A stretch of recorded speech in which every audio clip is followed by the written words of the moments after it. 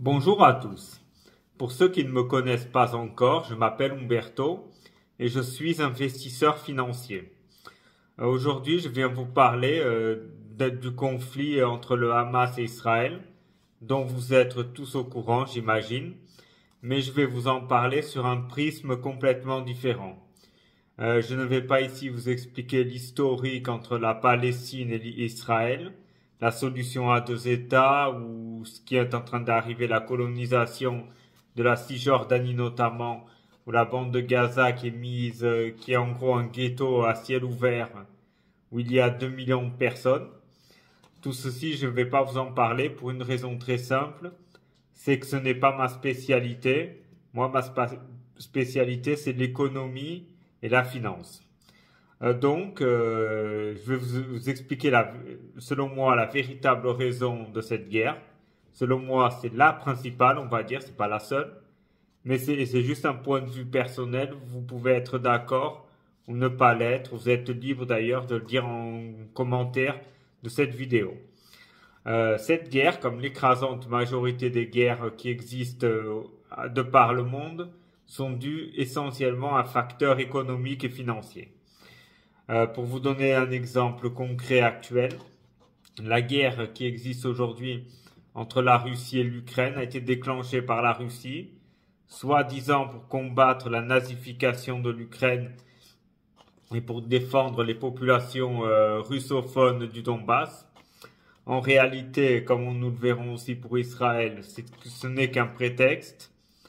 La véritable raison, c'est le fait que le Donbass a des ressources minières et du charbon notamment extrêmement élevées.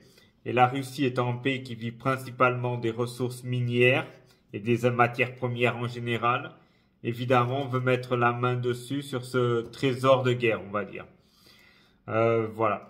Et donc, pour revenir au cas d'Israël et de la Palestine et du Hamas, notamment à la bande de Gaza, il y a eu, comme chacun sait, les attaques orchestrées par le Hamas le 7 octobre, qui ont quand même fait 1200 morts, pour la plupart des civils, et 247 otages qui ont entre-temps certains ont été libérés, comme chacun a pu voir dans les informations qui sont sorties.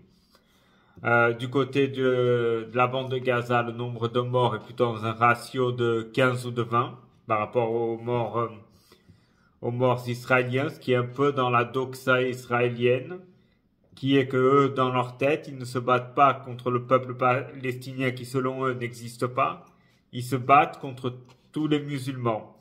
Or, comme il y a 2 milliards de musulmans, et très peu et 15 à 20 millions de juifs, pour eux, ils doivent tuer le même ratio de musulmans pour ne pas être battus, notamment sur l'aspect démographique. D'ailleurs, c'est pour ça que la solution à un État n'existera pas, car les gens voteraient pour leur ethnie plutôt que pour un programme politique. L'Afrique du Sud en est le meilleur exemple.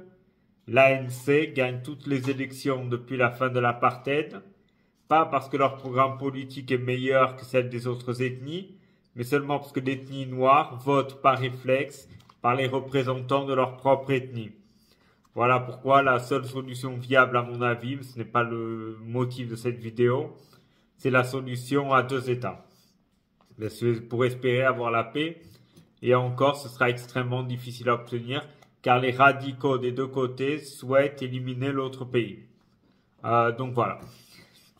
Donc comme je disais, la principale motivation des bombardements sur la bande de Gaza n'est pas, comme le Tsahal le prétend, de punir le Hamas des attaques orchestrées le 7 octobre et donc par conséquent d'éliminer le Hamas, qui est l'objectif officiel. La réalité, c'est ce qu'Israël veut, c'est faire évacuer la bande de Gaza et qu'elle soit abandonnée par les Palestiniens. Et là, vous me direz, mais pourquoi? En réalité, il y a une explication très simple à ce problème. C'est la chose suivante. C'est que peu de gens le savent, mais dans la mer qui appartient aux zones territoriales de Gaza, cette mer contient du pétrole et du gaz naturel. Pour des raisons évidentes, la bande de Gaza est incapable de l'exploiter, déjà parce que les puissances autour ne l'autoriseront jamais, car elles veulent exploiter, elles, ces richesses, pas pour la bande de Gaza, notamment Israël ne laissera pas via sa marine nationale, marine que la bande de Gaza n'a pas. Donc ce sont des ressources qui sont là inexploitées.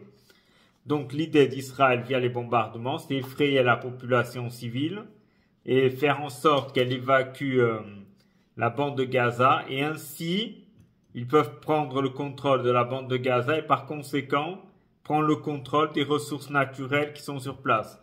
C'est-à-dire celles que j'ai précédemment citées, le pétrole et le gaz naturel, mais également des terres qui sont fertiles, comme beaucoup de gens savent. Donc voilà. Mais là, dans cette opération, Israël a remarqué qu'ils sont confrontés à un problème majeur, qui est que personne ne veut du peuple gazaoui. C'est-à-dire les réfugiés syriens ont pu aller en Europe, et notamment, surtout en Europe d'ailleurs, pas ailleurs. On peut aller au Liban aussi, mais bon, à moindre mesure.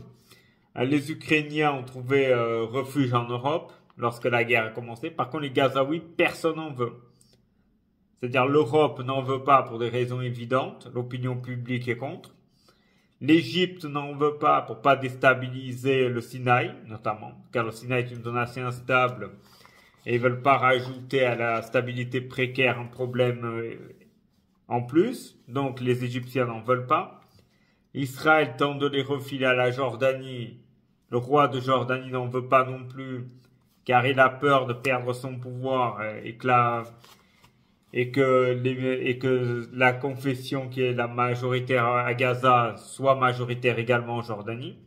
Donc, Israël a constaté qu'ils sont confrontés à un problème, c'est que les Gazaouis, personne n'en veut.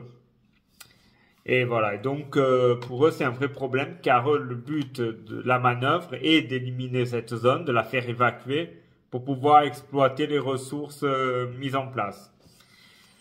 Donc comme vous pouvez le voir, c'est ça la principale raison et motivation de la guerre. Il faut comprendre que déjà évidemment l'opinion publique veut des représailles, l'opinion publique israélienne, mais ils se seraient contentés juste ils se seraient contentés juste de quelques attaques ciblées contre le Hamas et pas détruire des immeubles entiers qui ont tué également des civils. Mais là, le fait de tuer des civils sont plutôt des victimes collatérales qui permettent de faire peur à la société civile et aux civils et les faire évacuer. Mais là, ils sont confrontés au problème que personne n'en veut. Donc voilà. Donc là, vous avez la véritable raison. D'ailleurs, comme vous pouvez imaginer, tous ces bombardements coûtent une fortune à Israël. Par exemple, la ville de Gaza a été plus bombardée que la ville de Dresde lors de la Seconde Guerre mondiale en moins de jours, alors que la ville de Dresde a été à l'époque complètement rasée. Et malgré ça, d'ailleurs Israël aurait pu en prendre les leçons, c'est que malgré le fait que Dresde ait été quasiment anéanti, eh bien, les Allemands sont restés farouches et se sont battus jusqu'au bout.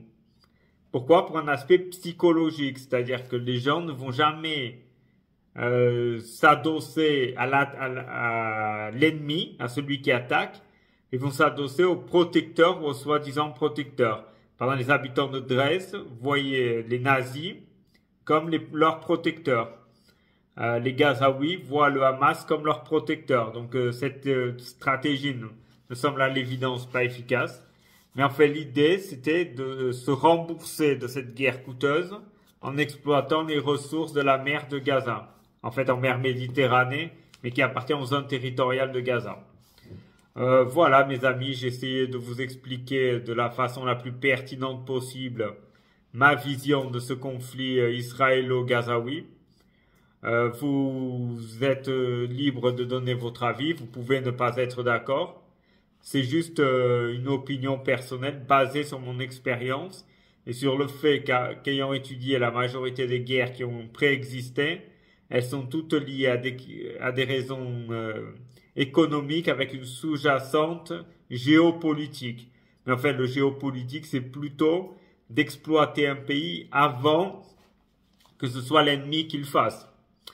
Par exemple, demandez-vous pourquoi les Américains en 1945 ont lâché les bombes atomiques sur Nagasaki et Hiroshima au Japon, alors que visiblement ce n'était pas nécessaire car la guerre, dans un laps de temps assez court, serait gagnée. En réalité, là, il y a une raison géopolitique, également économique, évidemment. La géopolitique étant la sous-jacente. Pourquoi? Car les Américains ne voulaient pas que les Russes interviennent. C'est-à-dire que la Russie, après avoir gagné contre l'Allemagne nazie, ils voulaient participer, et Staline comptait commencer ça début septembre, participer à la guerre contre le Japon. Et ainsi, évidemment, mettre sous domination une partie du Japon. Les Américains ne voulant pas cela, évidemment, ils ont décidé de faire ce coup de force pour obliger l'empereur à abdiquer avant même l'arrivée des Russes. Voilà. Et donc ainsi, pouvoir exploiter le Japon sans les Russes. Donc un aspect économique qui a rapporté aux États-Unis et qui leur permet encore aujourd'hui d'avoir de l'influence dans la région du Pacifique où il y a notamment beaucoup de matières premières et un transit maritime extrêmement fort. Voilà, je vous ai maintenant donné donc l'explication selon moi de la guerre entre Israël et le Hamas. Évidemment, il y a d'autres considérations religieuses au niveau des frontières, d'occupation, de frustration accumulée. Il y a d'autres aspects, mais ce sont des sous-jacentes. La raison principale, la cause principale est surtout économique. Car évidemment, chaque pays ne va pas faire une guerre s'il ne trouve pas son compte financier. Tout l'intérêt de la manœuvre, c'est toujours de pouvoir ensuite autofinancer sa guerre. Sinon, quel est l'intérêt, quoi? À part ruiner le pays et qu'il se retrouve à court de moyens et qu'il subisse encore plus que ce qu'il a voulu faire subir à l'adversaire. Voilà, j'espère que cette vidéo vous a plu. Si elle vous a au moins appris quelque chose, vous pouvez la remercier en mettant un pouce, en commentant la vidéo, alors en vous abonnant et en activant la cloche. Merci à tous d'avoir assisté à cette vidéo et je vous dis à très bientôt.